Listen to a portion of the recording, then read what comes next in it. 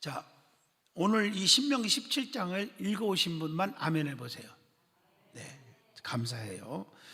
자, 오늘 17장을 통해서 어떤 교훈을 주고 있다고 봐요? 제목을 한번 정해보라. 그러면 어떻게 정하고 싶어요?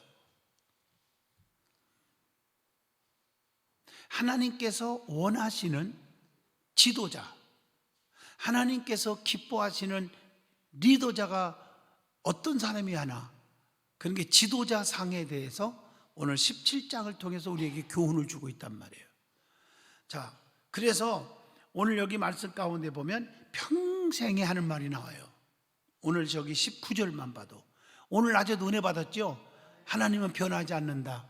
평생 동안 지켜준다. 마찬가지로 평생에 자기 앞에 두고 읽어서 그의 하나님 여호와를 경외하기를 배우며 또 그 율법의 모든 말과 이 규례를 지켜 행하는 사람 되라. 참 중요하잖아요. 또 성경에 보면 집사의 자격 이런 게 나오잖아요. 이 말은 재직의 자격, 장로의 자격, 성경에 나오잖아요. 일구이연하지 아니하고, 뭐 이런 말은 쉽게 말하면 말로만 하는 게 아니라 모든 게 변하지 않으며, 기분 나쁘나 기분 좋으나 변하지 않는 사람, 이런 사람이 지도자의 자격이요, 직분자의 자격이라는 거죠. 맞죠? 술에 임박하지 아니하며 경건하게 살고, 아멘, 가정을 지키고, 뭐 이렇게 여러 가지가 나와 있어요. 이런 사람들이 지도자가 될 수 있다는 것이죠. 자, 오늘 하나님의 일은, 주님의 일은 유능한 지도자를 통해서 더 은혜롭게 나타나는 것입니다. 하나님께서 원하시는 인격을 갖추는 것 역시 하나님의 일이라고 볼 수 있습니다. 그래서 하나님의 일꾼으로 바른 지도자가 되려면 어떠한 신앙의 인격을 가져야 하느냐, 여기서 인격이라는 단어를 제가 썼습니다. 여러분들이 그 자녀들을 결혼시킬 때도요, 많이 배웠느냐, 뭐 집안 환경이 어떠냐, 뭐 다 중요해요. 집안 환경도 봐야 돼요. 환경이라고 해서 뭐 부자고 권세가 있고 그 얘기만 하는 게 아니에요. 제 말은 어떤 교육, 가정 교육을 잘 받았느냐, 이런 얘기하는 거예요. 저는 그것도 중요하잖아요. 아멘 하시죠? 아주 중요하잖아요. 매일마다 부부가 다 싸우고 술 먹고 막 도박하고 마약하고 막 이런 집구석에서 자란 자녀들하고 정말 믿음 안에서 가정 예배 드리고 믿음으로 자란 가정하고는 하늘과 땅이거든요. 그래서 우리가 환경도 물론 중요해요. 그런데 이것이 다 종합해서 볼 때, 자, 얼마나 열심히 나오느냐, 그것도 중요해요. 믿음은 들음에서 나며 들음은 그리스도의 말씀으로 나기 때문에 중요하겠죠. 그러나 더 중요한 것은 인격이라는 거예요. 제가 목회 45년째 지금 하고 있는데 이 목회를 하면서 경험이 많은 게 인격이 중요하다는 걸 자꾸 느껴요. 아멘님 하시죠? 인격이 중요한 거예요. 인격, 사람의 됨됨이가 아주 중요하다는 거예요. 할렐루야. 그러니까 무슨 꼼수 부리는 것보다 아주 진실한 자가 더 중요하다.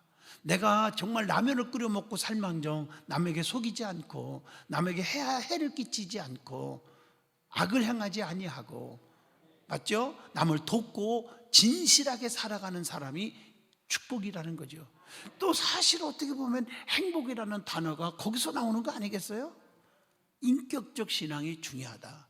여러분 사부를 만날 때든가 또 사익감을 만날 때든가 할 때 제일 중요한 건 사람 됨됨이 인격을 보라는 거예요. 인격.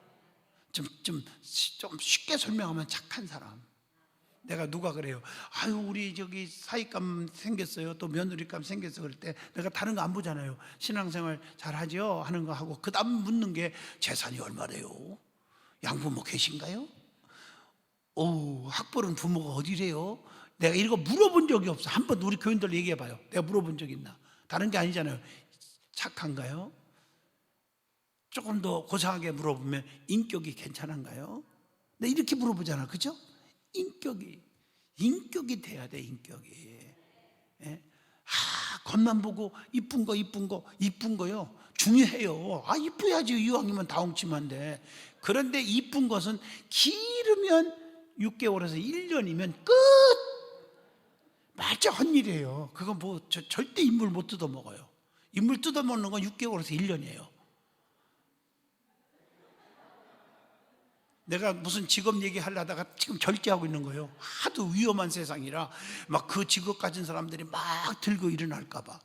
그래서 아주 아차 그러고 또 절제하는, 이 설교가 참 어려워요. 그냥 보편적으로 얘기하려고 해도 또 거기에 해당되는 사람 우리 갖고 말이야 직업을 이렇게 생각했다 이럴까 봐 못하는데, 어떻든 간에 얼굴만 이쁘다고 여자냐? 마음씨가 비단같이 고와야 여자지, 이런 말 하잖아요. 그렇잖아요? 예? 잘생기고 멋있고, 예? 늠름하다고 남자냐? 그 다음에 뭐라고 그래야 돼요? 마음씨가 고와야 남자지. 예, 여자만 얘기하면 남자들이 좀 서운하니까 골고루 하는 거예요. 이해하셨죠? 교회 안에서도 마찬가지예요. 교인들을 볼 때 저 사람은 신앙생활 우리 교회에서 몇 년 했느냐도 중요하지만 저 사람 참 진실해. 말 한마디 한마디가 우리에게 용기를 주고 소망을 줘. 말 한마디만 들어도 자꾸 교회, 든든한 교회를 좋아하고 싶은 마음이 생겨. 이겁니다. 저 사람만 만나면 담임 목사님 참 존경해주고 싶고 기도해주고 싶은 마음이 생기게 만들어줬어. 이런 사람이 해야 되는 거예요. 이런 사람이. 저도 내가 솔직히 오늘 오후 예배니까 좀 색다르게 설교하잖아요. 부흥회식으로, 부흥사고. 또 여러분들에게 말하고 싶은 것은, 목사가 말을 안 해서 그렇지요, 아무개 누가 어디 가셔? 나요 우리 아무개 권사님, 아무개 장로님, 아무개 집사님 만나러 가야 할 때 어쩌면은 그 사람이 저녁 때까지 그 만나고 갔다 올 때까지 가슴이 콩캉콩캉콩캉콩, 저기서 또 무슨 소리를 들을까, 뭐 이렇게 부정적인 말만 들을까, 이런 분이 있는가 하면, 아무개 장로님 만나러 가요 그러면 우리 강혜본 장로님 만나러 간다네, 임근태 장로님 만나러 간다네, 여기 앞에 보이니까 아멘 해보세요. 그러면은 그냥 지금부터 잠이 왔는 거 자도 되는 거야. 믿어지면 아멘 하시죠. 예를 든다면 말이요, 그런 분이 있다니까요. 맞죠? 여러분들이 자식을 길러도 자식이 학교 갔다 오겠습니다 하고 가면은 걔가 진짜 공부 끝나고 저녁 때 집에 들어올 때까지 그냥 불안한 부모 있죠. 저게 또 어디 가서 쌈박질 하나? 또 사고 치고 오는가? 그렇잖아요. 근데 어떤 자식은 그냥 마음이 편안한 자식이 있어요. 절대 그런 애가 아니니까. 자는 공부 끝나면 열심히 집부터 올 거다, 누구하고 싸우지도 안 하고, 그런 자식이 있잖아요. 그 마음이 편안한 거예요. 그것은 목사들도 마찬가지예요. 성도들을 대할 때 저분은 믿을만해. 근데 이게 목사만, 성도들만, 장로님들만 그러는 게 아니고 성경에도 나와요. 사도 바울도 그런 고백을 많이 했잖아요. 아멘 하시죠? 그냥 주의 일을 하면서도 살아는 판을 걷는 그런 주의 종들도, 사도들도 많았어요. 힘들어서. 깨달으면 아멘. 근데 우리는 이걸 뭐 피스메이커라고도 한다, 화평케 하는 자다, 뭐 그렇게도 말하고 인격적인 사람이다 이렇게 말하는데, 뭐 여러분과 저하고 대화할 수 있는 시간이 뭐 얼마나 많겠어요? 100년, 앞으로 100년 하겠어요? 지금 내 나이가 몇인데 앞으로 100년을 또 여러분과 만나겠어요? 100년 못 만나요. 끄떡 좀 해봐요. 인정할까? 인정해요. 아무리 약이 좋고 보약이 좋고 별거 다 먹어도요, 운동을 아무리 많이 해도, 이선자 권사님, 나 100년 나하고 대화할 수 있어 앞으로? 어림없어. 그 전에 다 헤어져. 그렇잖아요? 누구나 인간은 다 똑같아요. 그러면서 어떻든 간에 우리가 늘 어디서나 다 정말 어디서나 생각만 나면 떠오르는 사람, 저분이 나를 참 도왔어. 그렇잖아요? 저분 때문에 내가 참 힘이 됐어. 이런 생각을 할 수 있다는 것은 행복한 거고 축복이고 은혜요. 상대방에게도 복이 있는 것입니다. 깨달으면 아멘 하시죠. 그래서 이런 인격적인 신앙생활 하자, 이게 제가 바라는 바입니다. 자, 오늘도 성경에 보면 하나님의 일꾼으로서 바른 지도자가 돼야 되는데, 하나님이 맡겨준 사명자가 돼야 되는데 어떠한 이 신앙적인 인격을 가져야 할까 하는 문제를 17장을 통해서, 신명기의 이 말씀을 통해서 답을 주고 있더라는 거죠. 첫째가 뭐냐? 1절로 7절입니다. 하나님을 온전히 바르게 섬겨야 한다, 이겁니다. 하나님 앞에 드리는 것은 제일 좋은 것으로 드려야 한다, 이렇게 기록되어 있고요. 오늘 1절 보세요. 그리스도인들은 제물을 드릴 때 눈으로 보기에 흠있는 제물은 드리지 않아야 한다, 이렇게 말하고 있고요. 또한 절대적으로 우상 숭배를 하지 말아야 한다, 이렇게 기록되어 있어요. 전 제 말이 아닙니다. 1절로 3절까지 쭉 보시면 우상 숭배는 하나님의 목전에 악을 행하는 것이다. 그러니까 우상 숭배는 하나님과 원수된다는 말을 그래서 표현한 거예요. 하나님과 멀어지는 거예요.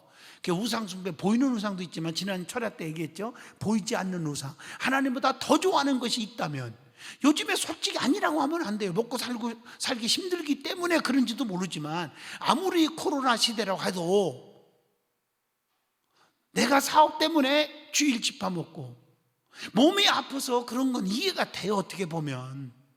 그렇죠? 그렇지만 그렇지도 않으면서 바빠서, 바쁜 게 왜 바빠요? 자기 일 때문에 바쁜 거, 자기의 욕심을 채리는 것 때문에 바쁜 거잖아. 자기의 사업 때문에 바쁜 것 때문에 예배를 등하시야 한다. 이건요 심각한 거예요. 그런데 기도해도 응답을 받는다. 오늘 대예배 설교 큰 은혜 받았다고 저한테 여러분이 문자가 왔는데 맞죠? 기도할 때 무조건 응답 준다고 안 했잖아요. 주님이 내 안에 계셔야 된다. 요한복음 15장 7절 말씀 기억나십니까? 내 안에 주님이 계셔야 무엇인지 구할 때 응답이 있다는 거죠. 주님이 내 안에 안 계신데, 즉 예수 충만, 성령에 충만하지 않은데 무슨 기도가 상달이 되겠냔 말이죠. 할렐루야. 기도의 응답만 받으면 세상적으로 말하면 대박이 터지는 거예요. 대박이. 생각할 것도 없어요. 아주 대박이 터지는 거예요. 대박이. 믿어지면 아멘. 그리고 하나님 앞에 지혜를 얻으세요. 지혜. 여러분, 제가 지난주간도 한번 약간 힌트를 줬죠. 앞으로 코로나 시대가 끝날 걸 생각하고 끝난 이후에 어떤 일을 해야 대박이 터질까 하고 지금부터 준비하란 말이에요. 무조건 뭐 하던 거 하려고 하지 말고. 아멘. 이제 많이 바뀌었어요. 어떤 사람들은 코로나 끝나면 일자리가 많이 생길 거다, 착각하지 마요. 뉴스 나오더라고요. 지금 많이 바뀌었어요. 지금 환경이 이렇게 사람 만나면 안 된다, 비대면으로 이렇게 자꾸 하면서 그 시스템이 다 바뀌었어요. 유튜브 시대로 바뀌고, 예를 든다면요, 그렇죠? 그리고 뭐 식당 가도, 우리 교회 권사님 식당에 가봐도 세상에 사람들이 다 날라서 서빙해주고 음식도 갖다 주고 하던 사람이 지금 안에 로봇가 다 하고 있어. 달랑달랑달랑 숟가락도 갖다 주고 반찬도 갖다 주고. 그런다면 그러면 코로나 시기가 끝나면 그거 다 폐기시킵니까? 그리고 사람을 씁니까? 아니에요. 그대로 가는 거예요. 무슨 뜻인지 아시죠?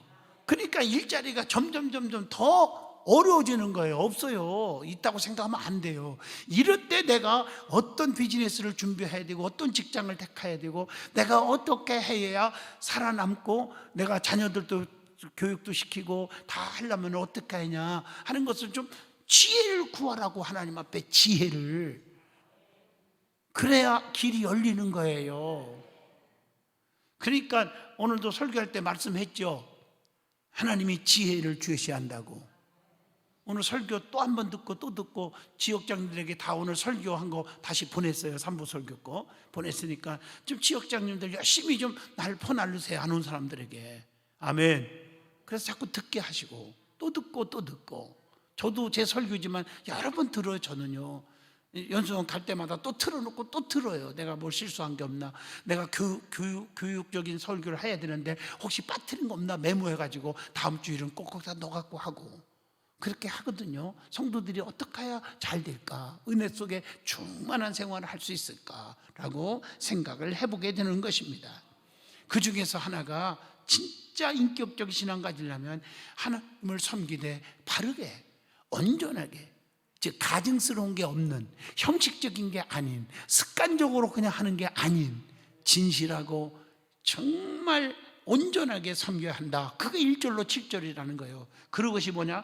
제일 좋은 것을 드려야 되고, 하나님 앞에 먼저 드려야 되고. 아멘. 또 제물을 드릴 때 눈으로 보기에 흠 있는 제물을 드리지 말아야 되고. 맞잖아. 좋은 건 지가 갖고 흠 있는 제물을 드렸다, 이건 아니란 말이죠. 하나님 앞에 작건 크든 간에 제일 좋은 걸 먼저 생각할 줄 알아야 된다. 이게 아주 중요한 거잖아요. 맞죠? 그렇게 중요한 거고, 그 다음에 우상 숭배는 절대 하지 마라. 그건 악이다. 언약을 파기하는 것이다. 그게 1절로 3절에 기록되어 있죠. 자, 성경에 보면 이런 중대한 죄악을 범하는 우상 숭배자들의 소식을 들으면 자세히 확인해 보고, 자, 야, 저 사람은 저 우상 숭배하고 있네. 세상 너무 좋아하고 하나님과 멀네. 이런 소리가 들려오거든요. 우상 앞에 절하고 막 그런 사람이 들려오거든요. 그러면 자세히 확인해라. 남들이 막 거짓말로 중상모략할 수도 있지 않느냐. 그러니까 자세히 좀 살펴봐라. 살펴보고 두세 사람의 증거로 확신하면, 아, 이 사람 저 사람이 말하는데도 확실하게 저 사람 우상 섬기고 있대. 이렇게 되면 끌어내서, 잘 들으세요, 돌로 쳐서 죽이라. 제 말 아니에요. 이렇게 엄하게 다스리라고 했어요. 6절까지. 왜 그렇게 엄하게 다스리라고 했을까? 7절에 답이 나오잖아요. 악을 제거하여 신정국가를, 하나님의 교회를 바르게 세우기 위해서다. 이것을 볼 때 하나님께서는 얼마나 거룩한 공동체를 원하시는지 알 수가 있습니다. 그렇지 않은 사람들에게 물들까 봐 걱정스러운 거예요. 여러분, 중직이 돼가지고 세상이 너무 좋고 예배를 우습게 여기고 그러면 이제 믿는 초신자들이 뭘 본받겠냔 말이에요. 물들어 버리잖아요. 아, 권사도 저라는데 뭘. 그럼 말할 것도 없잖아. 저 한수 집사가 저럴 정도인데. 그럼 어떻게 하겠어, 이거요. 그러면 자기도 죄 짓는 거고. 그렇죠? 그래서 여러분들이 심사숙고해야 한다. 자, 그러면 질문 하나를 또 던져봅니다. 미가서 21장 12절로 13절을 참고하시면서 우리 개인이나 가정 안에서 없애야 할, 제거해야 할 악이 없는가 찾아보자는 거죠. 가정이나 교회나 직장이나 사회의 악을 보고 방관하고 있지는 않는지 찾아보자는 거예요. 자, 하나님의 일꾼으로 바른 지도자가 되려면 어떤 신앙 인격을 가져야 할까? 두 번째입니다. 오늘 본문 8절로 13절에서 답을 줍니다. 거기 보면 지도자들의 권위를 인정하고 순종해야 한다. 여러분, 주의 종들의 권위를 인정하지 않으면 순종할 수가 없잖아요. 그러니까 이거 맞는 말씀이죠, 그죠? 그래서 8절에 보면 사람이 생활하다 보면 분쟁이나 다툼이 일어날 수도 있다는 거죠. 분쟁이나 어려움이 반드시 일어나면 이 문제를 가지고 누구 앞에 가? 제사장과 재판장에게 나아가야 된다. 이렇게 9절에 말하고 있습니다. 자, 출애굽기 18장 26절에도 말씀을 이미 했지만 그 당시 처음에는 모세가 재판을 맡다가 그 후에는 너무 혼자 하기가 힘들어서 여호수아와 엘르아살에게 재판하도록 맡겼다는 것이 나옵니다.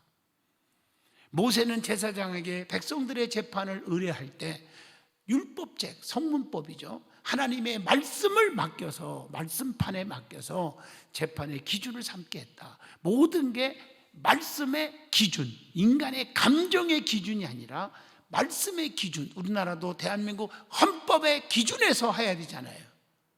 맞죠? 그 이상 나가면 정치 이길까봐 생략 안 합니다, 저는. 답답해요. 바르게 얘기해도 또 공격하는 분이 있거든요. 어떻든 간에 제사장이 재판장으로서 백성들의 문제를 재판하는 것은 하나님께서 하시는 재판과 동일한 오소리티, 카리스마라 할까? 권위, 그것이 있다는 거죠. 그러므로 오늘 본문 10절을 보시면요, 10절을 잘 보시면 지도자들의 가르침을 받는 백성들은 가르치는 대로 행해야 한다. 그리고 11절 보세요. 자르나 우러나 치우치지 말아야 한다. 믿어지면 아멘 하시죠? 이게 아주 중요하죠. 치우치면 안 되겠죠. 자, 그렇다면 질문 하나를 또 던져봅니다. 질문을 던져봅니다. 자, 오늘 로마서 13장 1절에 의해서 우리 하나님께서 세우신 지도자의 권위를 인정하고 그리고 그 권위를 받아들이고 있느냐 하는 것입니다. 우리 교회는 그런 분이 거의 없어요. 다 없다고는 안 했어요. 거의 없습니다. 없지만 지도자들, 주의 종들의 권위를 인정하지 않고 함부로 생각하고 함부로 판단하는 분들이 있을 수 있어요. 이런 자들에게 경고를 하고 있는 메시지라고 봅니다. 인정할 때 순종하게 되잖아요. 인정할 때 그의 입에서 나오는 말씀을 가지고 아멘 하고 순종하게 되잖아요. 자, 말씀에 아멘 하여 축복이에요, 아멘 하여야 축복입니까? 그렇죠. 둘 중에 하나 답입니다. 그죠? 그러면 아멘 안 하면 축복이 없습니까? 아멘 안 하면 축복이 없습니까?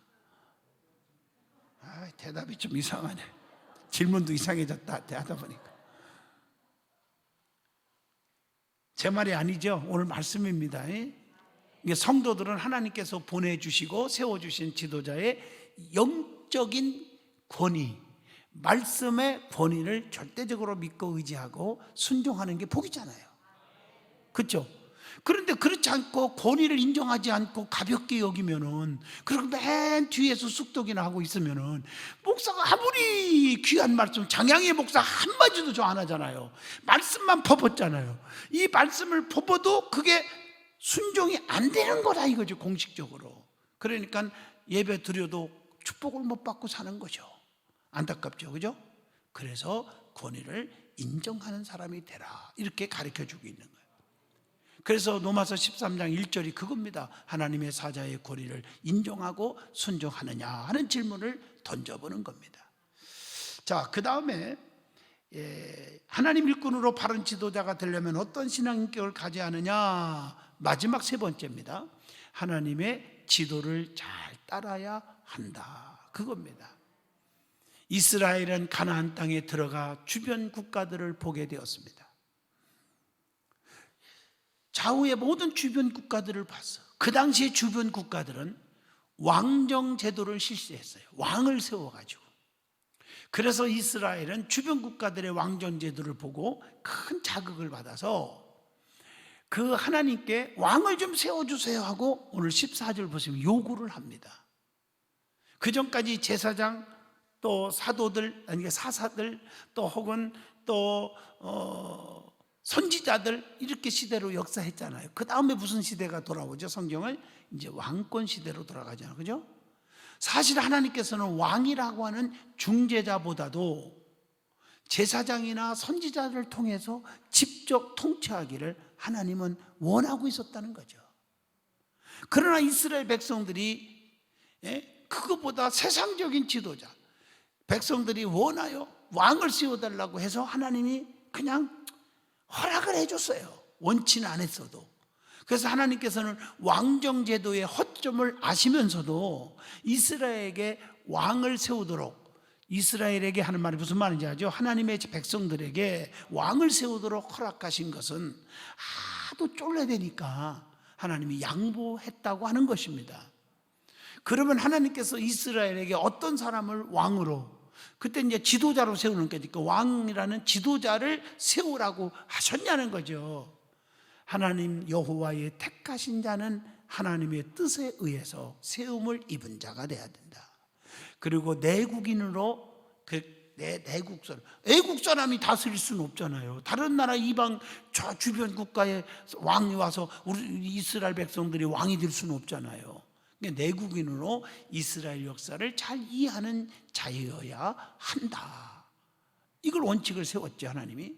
그리고 본문 16절 보시면 왕이 된 자는 절대적으로 자기 힘이나 세상적인 힘을 의지하지 않아야 된다.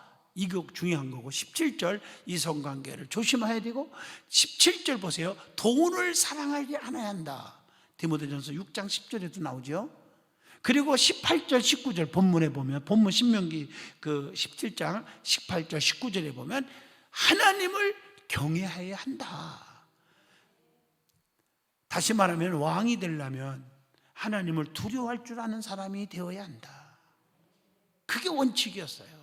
하나님이 세우기는 세워주되 말씀을 평생 자기 옆에 두고 읽고 성전에 있는 사람을 잘 복사해서, 성전에 있는 말씀을 복사해서, 이게 19절이죠. 시편 1편 1절 뭐 이런 것도 나오죠. 말씀을 배우기를 원하고 19절, 그리고 말씀을 읽고 끝나는 것이 아니라 19절을 보세요. 그 읽었던 말씀을, 그 말씀을 따라서 말씀을 지키고 실천, 행하는 자여야 한다, 이 말이에요. 이제 알아들었습니까? 지도자는 누구보다도 하나님을 경외하며 겸손하게 진리를 지켜서 행해야 한다고 하는 디도서 1장 7절로 9절에도 우리에게 교훈을 주고 있습니다. 자, 이런 지도자야 하나님의 마음에 이렇게 드는, 흡족하다는 거죠. 그 결과 왕위가 장구하게 된다. 그래서 구약에 쭉 보면 왕권들 쭉 왕들 이름 다 알잖아요. 거기 보면 그렇지 못한 자들은 단명해요. 하나님의 징벌도 있고, 또 이방인이 쳐들어와서 그냥 포로로 잡혀가기도 하고 그냥 합병되기도 하고, 그래서 참 어려움도 많이 겪고 포로로 잡혀가고 이런 일이 있어갔죠.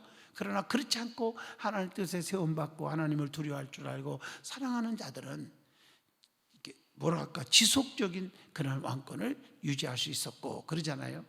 아멘. 히스기야 왕도 눈물로 기도해서 몇 년을 더 살았어요?